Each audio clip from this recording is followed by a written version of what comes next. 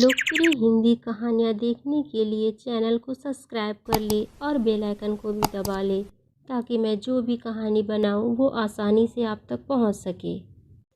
सुंदर नगर गांव की रहने वाली सुमन अपनी बेटी मीरा के साथ रहा करती थी। सुमन का पति शादी के कुछ वक्त बाद ही कहीं चला जाता है और इतने वर्ष के बाद भी लौट कर नहीं आता। मीरा जब भी बच्चों को अपने पिता के साथ देखती वह माँ से हमेशा सवाल किया करती, लेकिन सुमन अपनी बेटी को समझा पहलाकर फुसला दिया करती। बेचारी सुमन करती भी तो क्या, आखिर क्या कहती कि उसके पिताजी उसे छोड़कर भाग गए हैं। बेचारी सुमन अपने पति के चले जाने के बाद बहुत अकेली हो जाती है। उसके सर में अब मीरा की जिम्मेदारी थी, इसलिए वह अचार की पैकिंग और पापड़ों का पैकेट बनाकर दुकान में बेच दिया करती। इससे उसका परिवार का गुजारा हो जाया करता था। एक दिन मीरा अपनी माँ से सवाल करती है और कहती है, माँ, मैं जब भी स्कूल जाती हूँ सभी अपने पिताजी की बातें करती हैं। मुझे ये बता दीजिए कि मेरे पिताजी कहाँ हैं। आखिर सब बच्चों के तो पिताजी होते हैं, तो मेरे भी पिताजी होंगे ना। माँ, आखिर सबके पिताजी उनके साथ रहते हैं, तो हमारे पिताजी मेरे साथ क्यों नहीं रहते हैं। मुझे भी पिताजी के साथ रहना है माँ। बेटा मीरा, मैंने तुम्हें कितनी बार समझाया है, पिताजी बाहर काम करने के लिए गए हैं, इसलिए वो हमारे साथ नहीं रहते। तुम दूसरों की बातों पर ध्यान मत दिया करो, तुम अपनी पढ़ाई पर ध्यान दो। पिताजी जब आएंगे तो तुम अपने सारे दोस्तों से मिलवा देना और सबसे कहना पिताजी अभी यहाँ नहीं रहते हैं। बेटा, गांव में कुछ काम धंधा नहीं था, इसलिए पिताजी बाहर काम करने के लिए चले गए हैं। अगर वो यहीं रहते तो पैसे कैसे कमाते, इसलिए पिताजी यहाँ नहीं रहते हैं। तुम लोगों की बातों पर ध्यान मत दिया करो। मीरा जब भी अपनी माँ से सवाल करती, सुमन उसे इसी तरह समझाकर चुप करा दिया करती। वक्त बीतता जाता है और एक दिन सुमन की माँ का फ़ोन आता है। बेटा सुमन, कैसी है तू? तेरी बहुत याद आ रही थी बेटा। मेरी तबीयत ठीक नहीं है, इसलिए मैं चाह रही हूँ कि तू घर आ जा। मुझे तेरी बहुत याद आ रही है। माँ की बात को सुनकर अगले ही दिन सुमन अपने घर के लिए निकल पड़ती है। माँ से नानी के घर जाने की बात सुन मीरा बहुत खुश हो जाती है। अब मीरा और उसकी माँ खुशी खुशी अपने घर की ओर चल पड़ते हैं।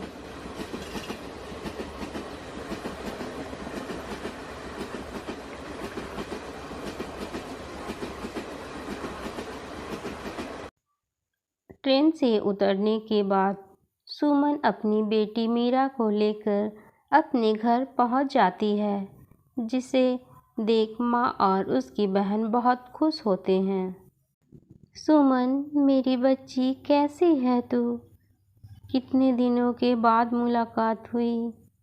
मुझे तुम्हारी कितनी चिंता रहती है, तुम्हें पता है बेटा। आखिर क्या रखा है उस गांव में। मैं तो तुमसे कहती हूँ कि तुम यहीं रहो, लेकिन पता नहीं क्यों तुम मेरी बात को मानते ही नहीं हो। ऐसी बात नहीं है माँ, मुझे किसी भी चीज़ की कोई तकलीफ़ नहीं है। मैं वहाँ खुशी खुशी रहती हूँ। आखिर मैं इतने दिनों से वहाँ रह रही हूँ, मुझे गांव की आदत सी हो गई है। मुझे शहर में रहना अब अच्छा नहीं लगता है। आप मेरी जितनी भी चिंता ना किया करें, मैं वहाँ बहुत खुश रहती हूँ। ओहो दीदी, अब इतना भी क्या जिद करना। अपने बारे में नहीं, मीरा के बारे में सोचो। अगर शहर में रहेगी तो अच्छे स्कूल में पढ़ेगी और अच्छी भविष्य बनेगी। मीरा और तुम तो वहाँ अकेले ही रहते होगे, तुम्हें यहाँ किसी चीज़ की क्या तकलीफ़ होगी बताओ। तुम यहीं रह जाओगे तो हमें भी बहुत अच्छा लगेगा।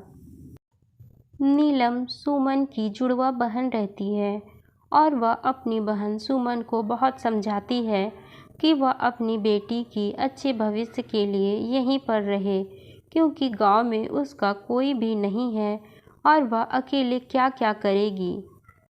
सबके बहुत समझाने पर अब सुमन भी यहाँ रहने के लिए राजी हो जाती है।